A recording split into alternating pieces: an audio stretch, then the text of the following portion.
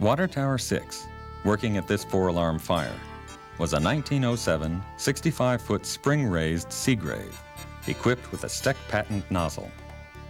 The rig was motorized in 1914 with a Garford gasoline tractor to give the tower greater speed and the ability to cover a larger area of Brooklyn.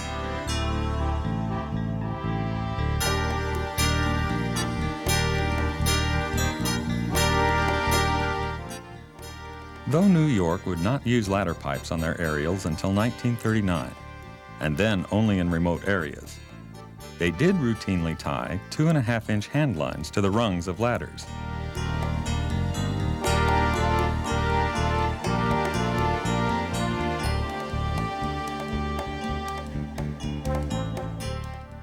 The box for this blaze was struck at 10:31 a.m.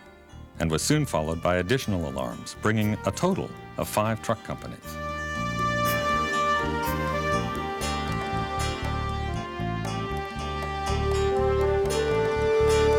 During this period, New York had approximately 130 aerials in service, along with 8 water towers, 2 of which were in reserve.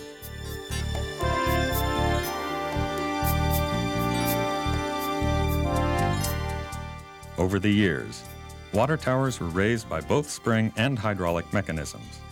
But every aerial ladder purchased by New York was spring-raised until 1948, when New York bought their first metal aerial ladders which had hydraulic hoists.